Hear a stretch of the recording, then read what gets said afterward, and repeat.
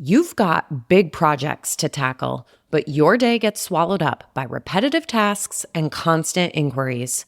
It's hard to make progress when you're stuck putting out fires. That's where Element 451's AI assistants come in.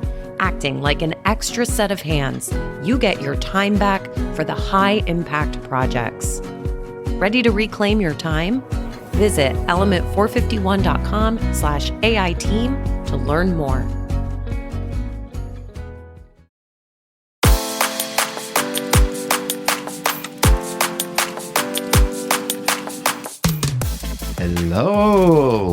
Hello. Hello. Hey, everybody. This is Ardis, Kadiu, your host of Generation AI. And with me today, I have JC Bonilla. Hey, JC. Hi, everybody. Happy Friday and excited to be doing a live session today via LinkedIn. All of your LinkedIn friends, followers, Element, family. Hello. And it's finally raining in New York. So I'm really excited. I've never been so excited about rain. We can talk about drought, but we have a special thing today, Ardis. We've been talking about this for quite some time, and we finally cracked it in Element. Can you tell everybody what's happening today? So we're going to talk about application fraud detection and application fraud, specifically around colleges and universities. So college application fraud, and we've been thinking about this for quite a bit. We talked about it during some of our other episodes. But we figured today would actually go a little bit in more detail around like what the problem is, and then how Element is solving that problem. And we're going to invite in one of our co-hosts, maybe, or special guests that we've been having now on the podcast for a couple of times on these live shows, to give us a little bit of a deeper dive on the technology. But let's, JC, let's invite Petar in, and then we can get started and give folks some context here. Awesome. Hey team, happy Friday. A friend of the podcast, a co-host, and our CTO. Petar, how you doing, my friend? This afternoon for you, morning for us here in the US. It's good. It's a nice day. It's actually snowing here. We are getting ready for Christmas. I so want to talk about the weather, but we need to talk about AI-powered application fraud. So let's jump into the conversation, friends. I would love for you to paint the picture, both of you, of what is the problem that universities are having today on applications fraud, so then we can start basically walking down to the technical aspects and how Element has solved that problem. But let's start with the outset. What is the problem the universities are seeing with fraud?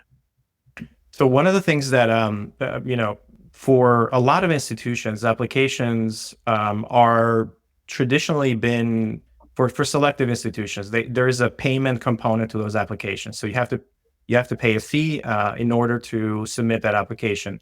However, as part of non-selective institutions or four-year open enrollment institutions, like community colleges, you don't have a fee as part of that application.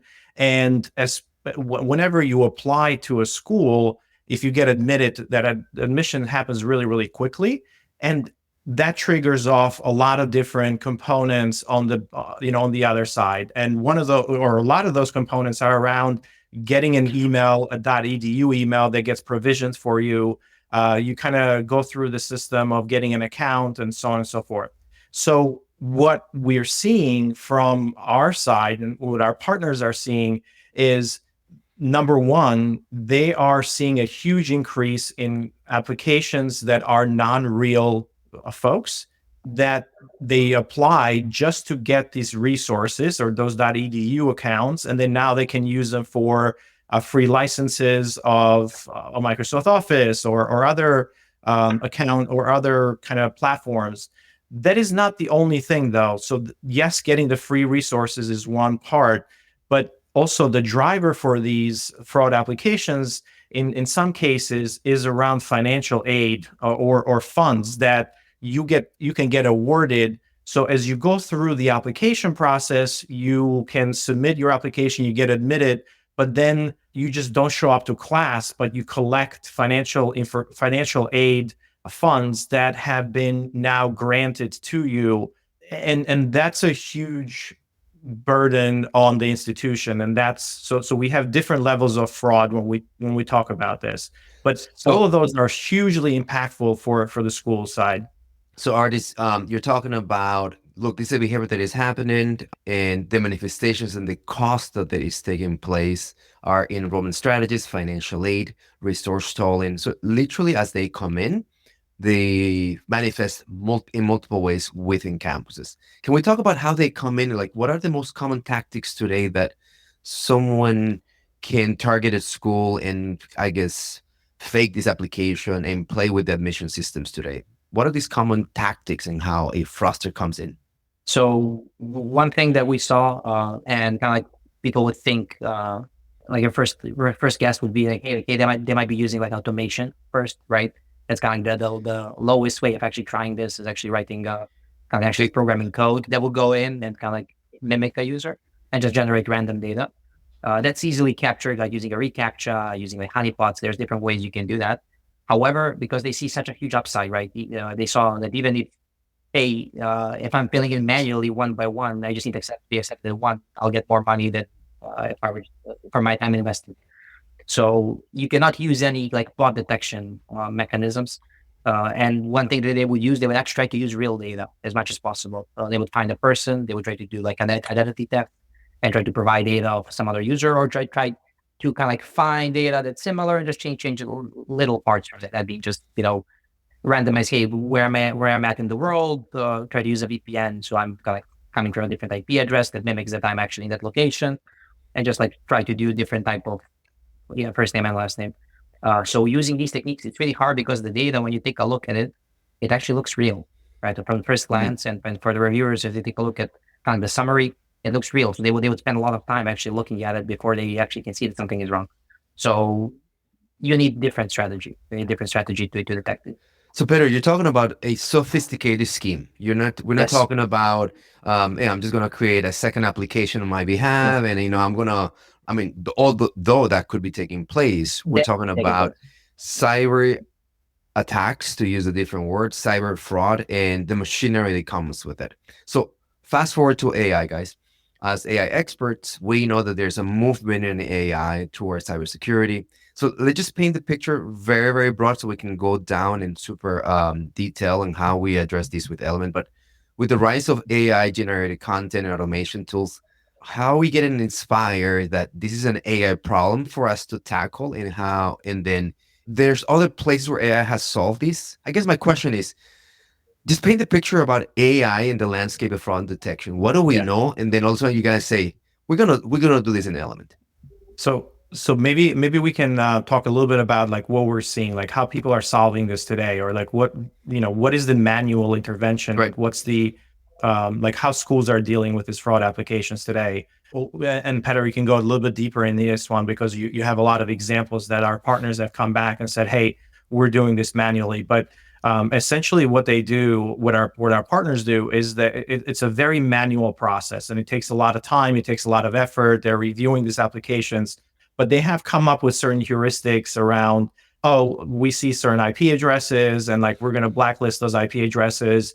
We see names that don't really make sense, or we see students have submitted applications at certain times that don't make sense. So they're really one by one reviewing the applications or the data that comes along with it. And it's very, very time consuming. In some cases, they built in like filters or segments that they can capture them, but it's one dimensional. It's usually one dimensional or two dimensional. Right. Like they look at one or two things, and it's very time consuming. And a lot of them just go through. So that's how they're solving it today.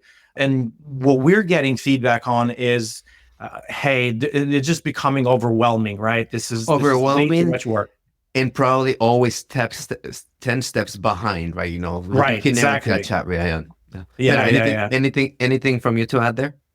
Yeah, nothing special. I think our discovered kind of like the main gist. The whole problem is like you have a lot of applications to review, especially now that the application season has started. Right?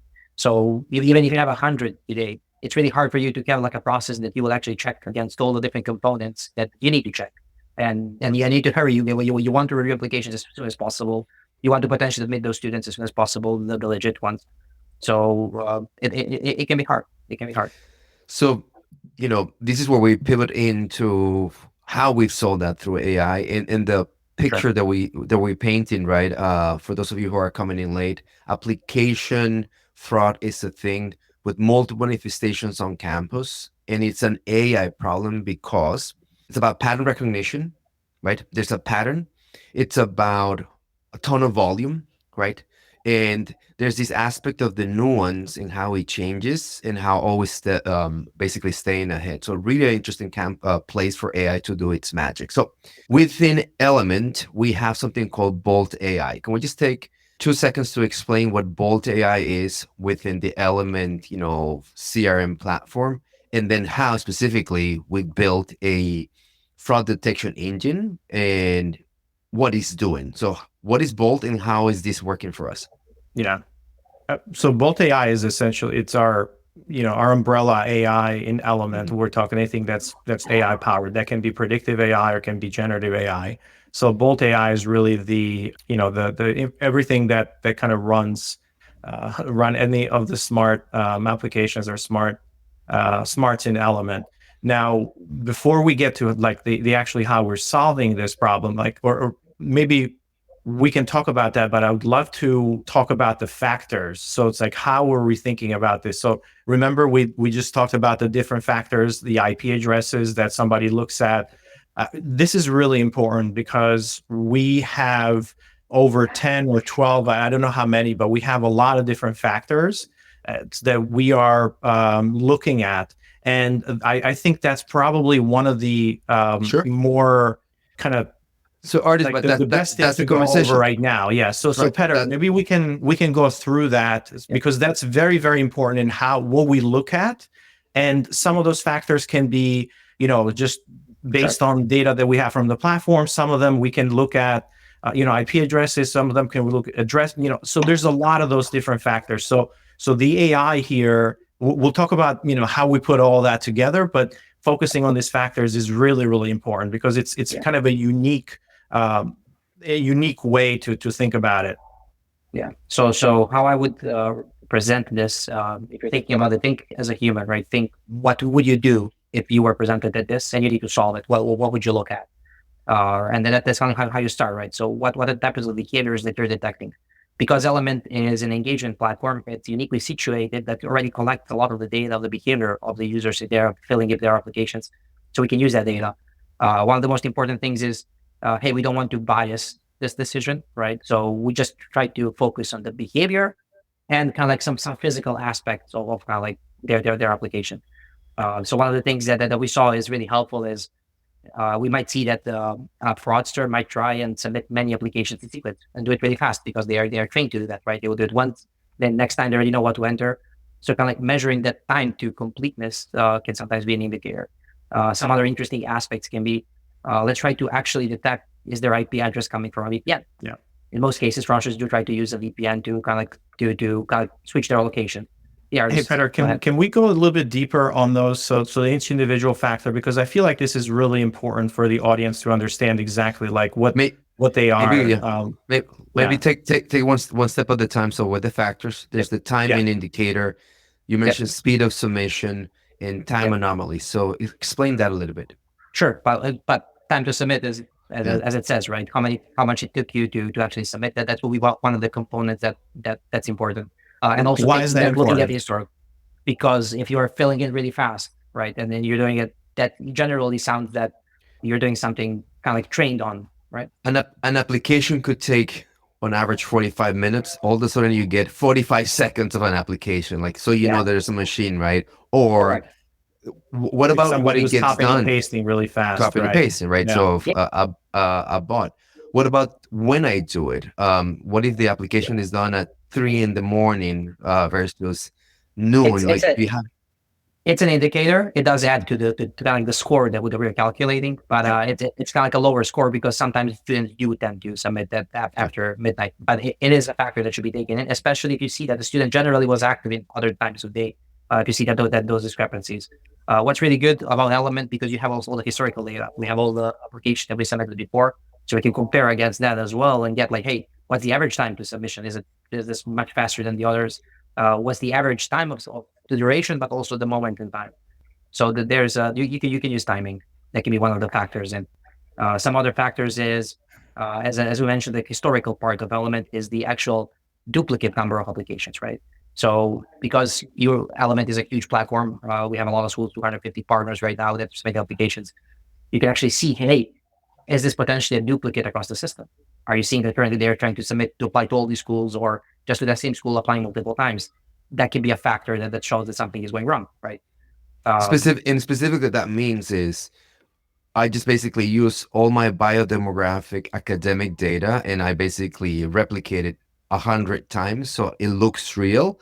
But what is changing is JC1, JC2, JC3 maybe at the email side or something that makes it unique. But when you look at the bone of the application, it's all the same. That's what you're talking about, right? Correct. You might see like on a specific school that one fraudster would try and submit 10 applications with kind of like only one character variation in their email, right? So that's a factor that needs to be taken into consideration.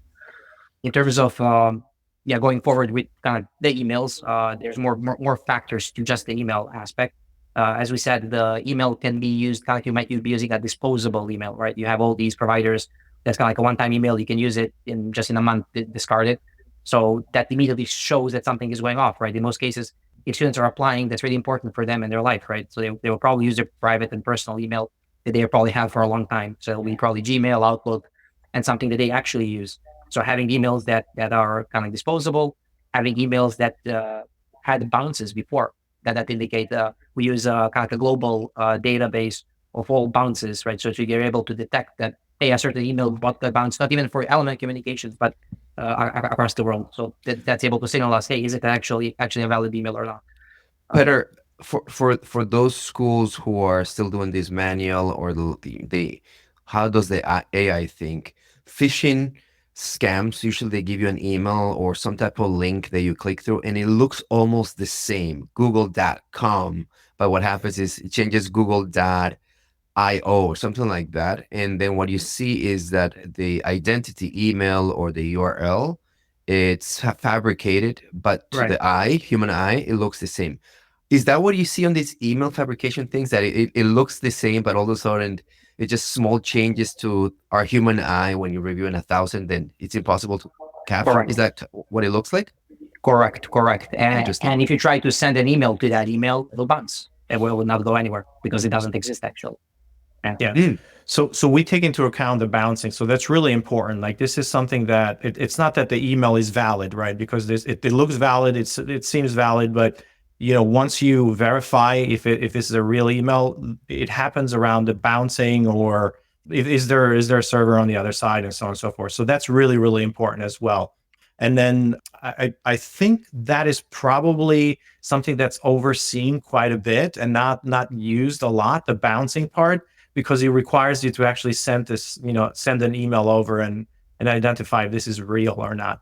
So thus far, what I'm hearing from indicators that our AI will be using, there's looking at the application as a time unit, right? So when it gets submitted, how often, the time it took to submit it. There's the aspect of the application as a piece of text, the information that is within, and we're capturing. And I'm gonna say I'm hearing like the metadata, like the email, the identity that comes that defines the application. You said just something one about correction. We don't use the application information. We try not to use that. We only use maybe the email, phone number, address, but not the bio and demographic information. We don't want to use the demographic information because that could introduce bias. We'll talk about that in a little bit, right? So, but you mentioned IP. So what can we say about location as an indicator? What are the heuristics, the patterns that say that's going to be important? There's a lot. If the IP is changing, right? If you see that, for example, a user access the system through 5 to 6 different IPs during their kind of session, or it can be a longer session. They take 2 days to submit the application. They might be changing. So that can be a signal that something is off. They're either changing locations or they're using a VPN to switch their IPs constantly.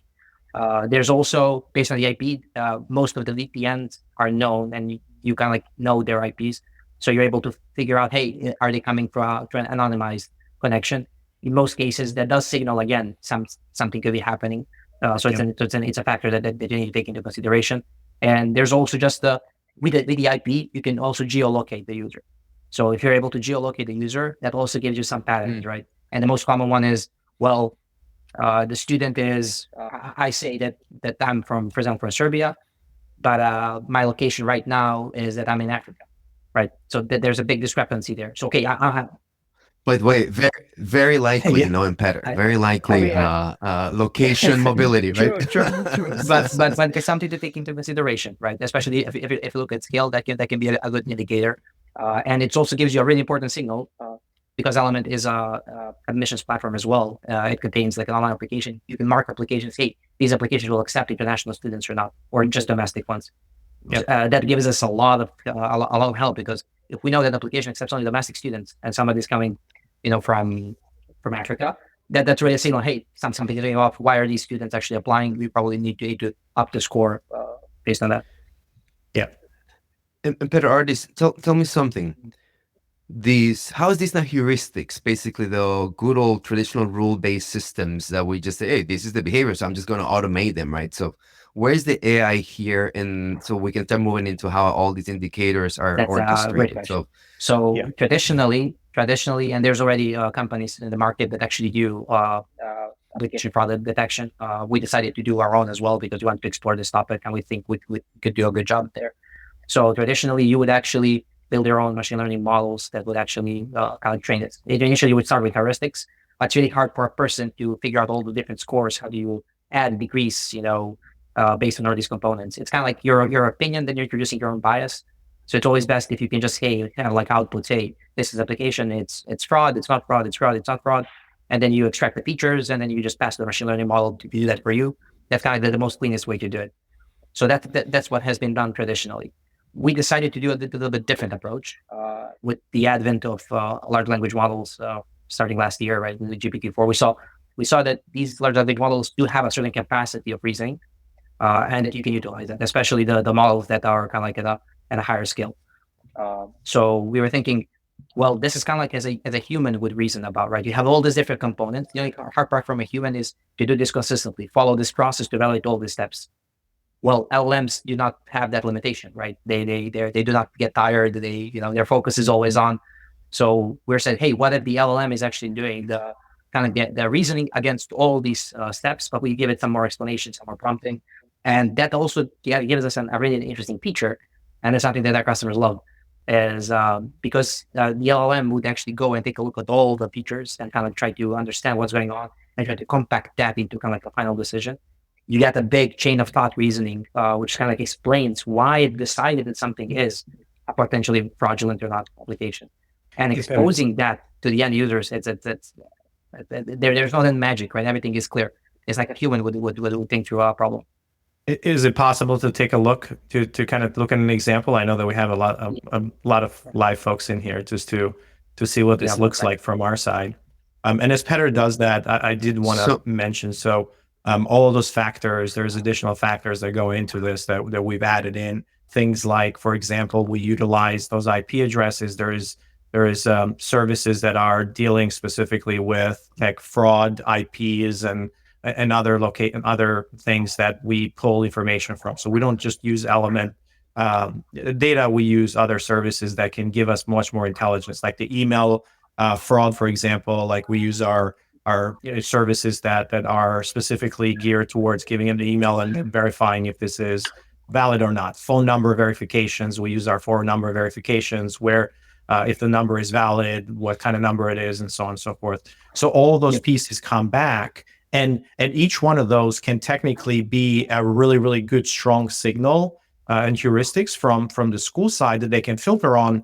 But like Petter said, we want it to be even better. So we are running all of these different factors through these large language models that Petter and the team has. It's kind of running through, and the reasoning is really, really good there. Do you have that available, Petter? Yeah, I'm sharing my screen right now. Can you confirm you're seeing it? There you go. Seeing it. Okay. So this is kind of like the in Element when you enter. This is where you would actually see all your applications that are incoming that you need to review. And then we show them you can filter for them, but we show, hey, this is a high risk potentially. So let's take a look what's going on. You have immediately a banner where kind of like you as a human, if you're validating, say, hey, this is actually legit, you can mark it as legitimate, or dismiss the alert if you don't want to make any changes. This is really important because this is where our customers can give us feedback so we can refine our algorithm. we can do this at scale. So just kind of like an FYI, we already processed around 60,000 applications since we released this. So we have a lot of data to actually refine. And this has only been a couple of weeks, right? This is just and yeah, 59,000 of them are fake. I'm just joking.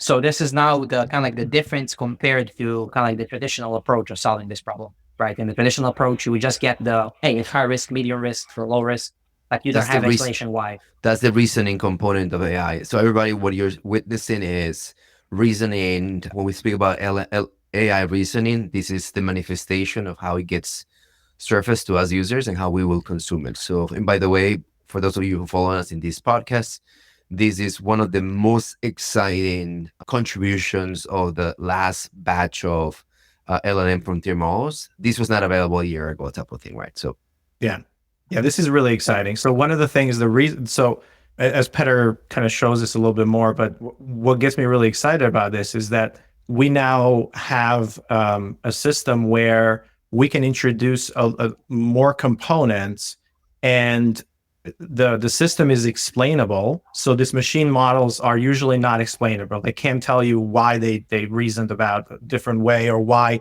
this is fraudulent or not. So now we have explainability, but also we bypass the cold start problem. So originally we would have needed so much data and human annotators to say this is fraud, this is not fraud. So we needed a lot of data to kind of pull that together. Whereas now we can start right off the bat, and we don't have to worry about if we have a large data set to kind of train what's called a traditional ML model around this. Yeah. What I love to do is, let's just recap a little bit so we can then talk about how it is orchestrated, because this is an anomaly detection type of use case that AI does really well. And one of the things that happens when you orchestrate, and I'd love for you guys to explain about how it comes together, is that a high risk label, which is how we decide to personalize it, can be given to the real deal, right? So in this idea of how we start introducing and thinking about fairness of evaluation, we are bringing so much machinery and potential automation here to our consumers and partners. But there's a really important, thoughtful aspect that pushes element in our technology. How do we do this the right way? So what we have is all these indicators that, humanly speaking, it's impossible for you to do at scale.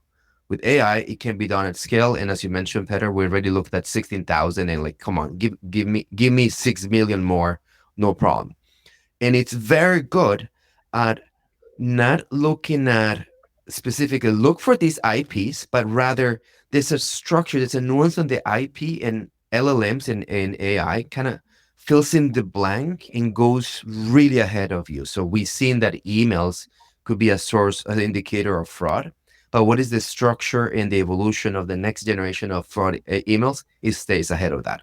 So all that gets instrumented. How is all this put together? Is it a score? And then how do we start thinking about what is good enough for us to say high risk or not? And then third, how is this a fair evaluation type of thing, right? And bringing it to the responsibility of doing this the right way. So can we brief a little bit about that? Yeah, I'll take the last one, right? It's like, how is this a fair evaluation? Or, I mean, Jesse, you and I have talked a lot about this idea of fairness and explainability of models. Yeah. So, that was our primary driver. I'm leading the witness here, okay? Of course.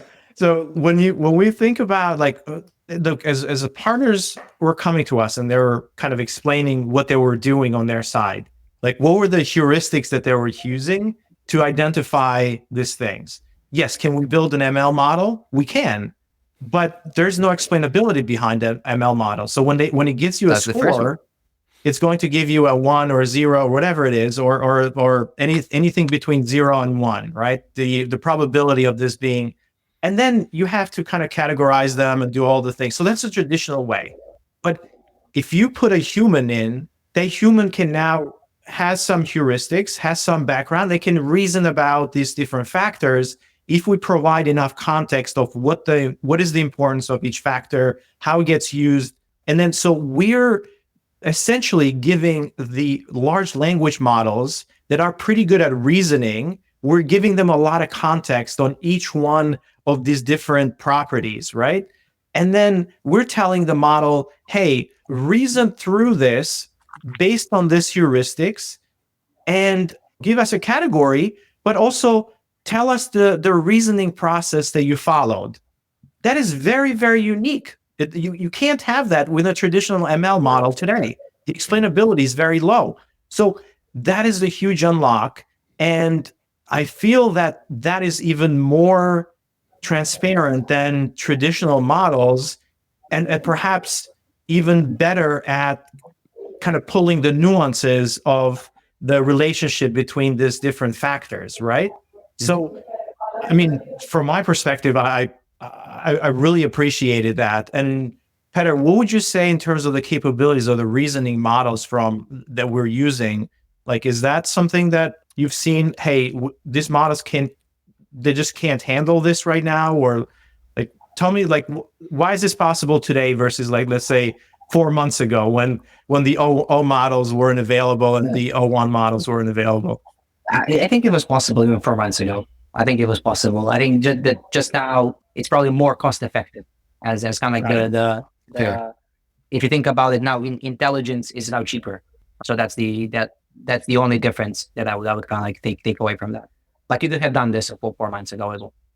Like GPT-4 Turbo as well. Yeah, even a year ago. Like GPT-4 could do this as well. It would just be really slow, and it would cost you a lot of money. Like like during last year, like March, April, right? That level of capability. GPT-5 Turbo, probably not, but everything like for 4 and up was has a really, really good reason. And now it'll only go higher. So you can expect, for example, with O1, when O1 gets kind of like maybe a little bit more reduced pricing, I think then that will unlock as well. Because this is a really, really good problem for O1, because O1 is like, hey, I need to think, and then give you an answer. So having that capability, especially since this runs in the background, right? You don't need to give instant feedback to the user. So it's a perfect use case. It's a perfect use case. I'd love to ask one more question on the technical domain, so we can then take a step back onto practical implementations and how these basically changes CRM lands and operations in a mission office. But how, technically speaking, and this is a question for both Petar and you, how do you think about bias, right? In the aspect that in traditional models we talk about false positives, right? We could be much better at detecting email fraud than IP turbulence, to use Petar's, it moves it's like that signature. How do we think about that? And how do you start thinking also about when a potential misclassification of fraud takes place? As technologies, where does your head go there? So from my perspective, I think that the kind of human feedback is the most important, right? To like human large language models are here. Yeah, large language models are here to stay, but they need to work with the people. So it's just they should do the bulk of work for you, so you don't need to spend the kind of like the time consuming part. But it's up to you to make that final decision. But the LLM, if it compiles everything and it gives you this, like it's a quick yes or no, that already like boils down. Because we try not to include the demographic pieces. I think that's really important because it's really hard to get bias out of just looking, hey, the time to submit, does your name match the name on the phone number as well? Are you using a disposable email or not? So these are like some of the characteristics that very smart cannot be reduced bias, right? Yeah. So that's how we're thinking. But in the end, we do not make any decisions. We do not build any automation on top of this further. Like, hey, if something is fraud, you immediately decline the user. We don't want to do that. We want the humans to decide in the end, hey, is it good?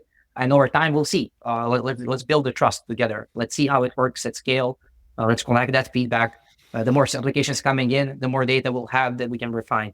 For example, one of the things that we will do for the giving feedback back, right now, you just say, hey, I confirm or I don't confirm. But what we will do, we will actually allow the users to actually enter the reasoning why they think it's actually legitimate. So imagine now you have all the text from all those feedback and you have all the runs. And now you can take all of that and retrain and say, hey, fix yourself. Like, hey, here's the feedback and you should take that into consideration. Like, here's the feedback and you can fine tune and get a really, really, really sharp model. So there's a lot here to grow. Interesting. Ardis? Yeah, I mean, I think Petar covered it all in terms of the bias. We try not to do things around demographic information or even PII information around, like, none of that stuff. It's all behavioral data. So as long as we have behavioral data, an Element is really, really good about collecting all those very granular pieces of information. And the reason this is important and why we did it is because we were having a hard time sending data back to external systems in order to do this. Like, we could not send behavioral data or any of that stuff. They're like very constrained in terms of, so, it's like we have all this behavioral data and we understand that this is really important. So it's like there's features that are missing on the other side. So let's just build it in natively in Element. This way, we don't have to worry about the address verification systems or all this. Like, the behavioral will tell us a lot about, the in real time, right? In real time, you'll tell us a lot about what's happening and what it is. And this is just the beginning, right? So we've been using this for other features in the past. The behavioral data, we use it for engagement scores. We use it for priority scores, for example, like when somebody, like, is this person like a hot lead or not, or things like that to prioritize. But it's always been in the effort of, we provide you this information, and then the school decides how to run their processes to basically make decisions on that. So like Petar said, we give you the scores, they can filter on it, they can build groups, they can build automations on top of that. But we don't say, we're not even going to show you this application, right? If it's fraud or not. Like, that's not what we're trying to do. We let the human make that decision. Or if the school trusts certain things, they put them in a different bucket. They deprioritize in terms of review, or maybe they don't even move them to the SIS in order to create those applications until they review them further, right? So they can separate the work streams, and they can separate like how much time they put towards training and reviewing those. So let's Ardis, I love where you're going. Let's unpack a little bit of that. So the Element 451 via our Bolt AI brand of AI toolkits and tech stack has solved this problem of application fraud by deploying generative LLM, modern AI, looking at many of the conditions that we know are basically driving fraud, but taking a new angle that is not systematized or traditional decision models, but staying ahead of how crime, cyber attacks evolve. We basically, the technology keeps up with that, if not is ahead of that. The other component that is really important is it reduces bias, because the technical decisions that we made brings up data objects that in a way do not have the conflict of, it's going to be biased because I'm a man or from Costa Rica or whatever. And three, as Petar said, we designed this with a human in the loop AI approach, servicing a lot of the reasoning in these collaborative systems is kind of what makes this process go forward. So now a label is placed, and Ardis, what you were riffing is, my gosh, now this is real time, and the implications that it has is multifaceted. So can we just spend a little time on what does it mean, and how does it change to have a CRM that allows you to do that? And how does fraud detection real time changes the day-to-day operations in an admissions team? Because to Petar's last point is like, we don't kick out the application, we just surface that and then have these collaborative systems, I guess the humans do their part. So how do you both see the impact in admission teams in operations today? Yeah, if you go back to what we said, that we were trying to solve the problem and what these impact to the schools. So these applications were going through and they were creating .edu email addresses, right? So that's number one. So the application was getting moved through and moving into the SIS and creating whatever automation it is on the other side. Now you can have two different streams, and you can put the high risk applications that surface, you don't have to move them right away. You can put them in a quarantine state, or you can put them in a quarantine kind of segment, and you can filter them out before sending them over. And then a human person can kind of review them and say, oh, okay, this is good, this is bad. And then the ones that are good can now bypass and move. So we reduce the risk of this high risk applications to automatically go in and create resources that are not, that are expensive and take a lot of time. The same thing happens for these applications that move into the financial aid component. So now we are surfacing these things up so somebody can look at it right away and say, okay, you know what, I can see that this is not a real person, and kind of surface all that. So that's the first workflow, and I would say it fulfills the promise of how do you do fast application processing or automated application processing without having the risk of these applications being fraudulent and moving downstream into your other systems. But how do you catch them and put them into a holding spot so there can be a human in the loop to evaluate them, right? So now I like you don't have to kill the whole process because you're getting so many fraud applications. Your IT or CIO says, you know what, you need to fix this. You need to review everything by hand because you can't send me garbage, right? The garbage and creating all the resources and everything else. So now it allows schools to move very fast, to make decisions very, very quickly, to automate those decisions and move a student very fast through that funnel. Because as we know, that is a huge part of kind of engagement and the ability for that student to move, to remove barriers very quickly to enroll and to move to the next steps. So they're not able to do that very fast, and reducing the risk tremendously of having fraudulent applications on the other side. Love that. What about you, Petar? Anything that comes to mind as you look at the applications, teams moving forward? Yeah, one thing that, as we said, this is just the beginning, right? As just most of the things that we've built, like the first version is the first version, right? We tend to innovate, and I do see a lot of potential here for further automation. And that would be, for example, imagine that if we detected something is high risk, well, in theory, our system could ask for like a proof from the student that it's not, right? So just like hey, submit extra documentation, or forms that, hey, we need to capture some more information from you, can you write these answers? That can work automatic, right? And that can be kind of like another staging area before it goes further. Just having that signal, as Ardis said, the biggest problem right now is how much downstream work is created when this comes in. So making it a little bit harder, right, for that to pass through, that's really important.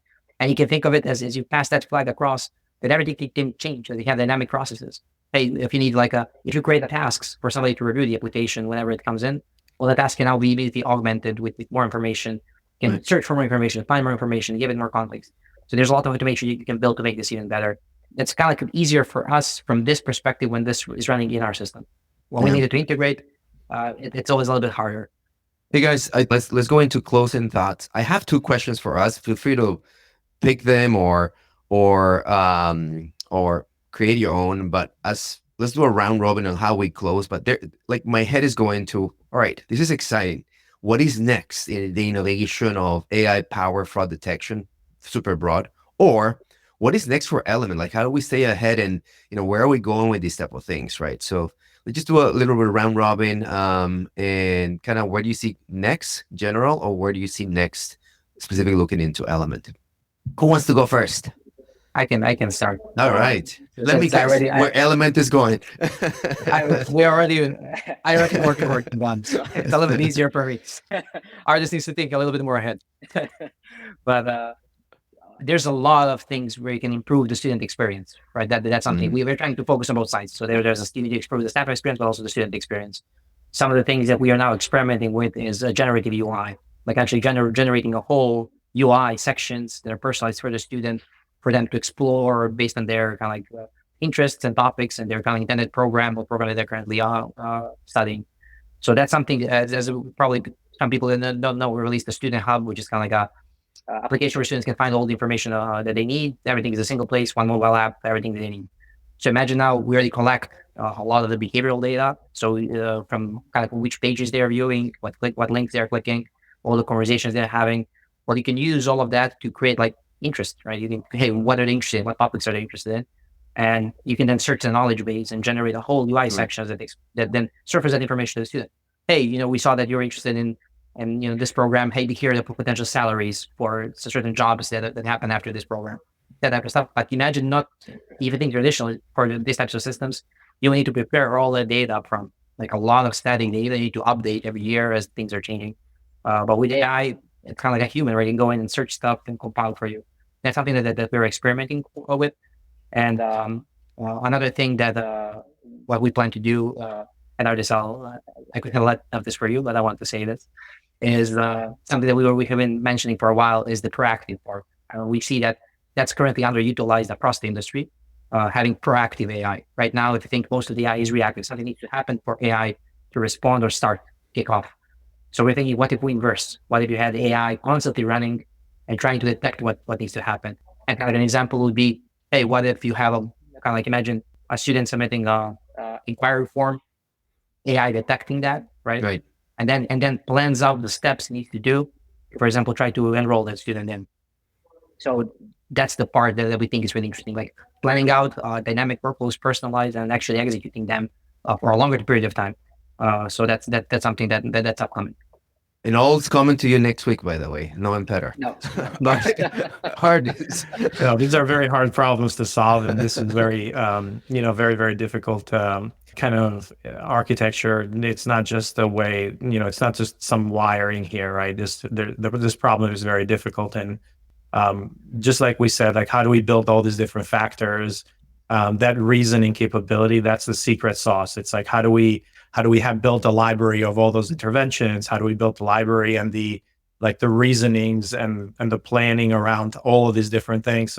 So that's something that we're working on right now, and something that we're planning around on this feature. So it's really, really exciting. It's going to have a huge unlock as we move to more autonomous agents and the world of we call it proactive, but obviously the agent world, right? The AI agent world. So For me, as in closing thoughts, we have been governed by the fear of garbage in, garbage out. And sometimes we use it as an excuse, like, I cannot do my applications or my data because I have all these fraudulent applications or bad data.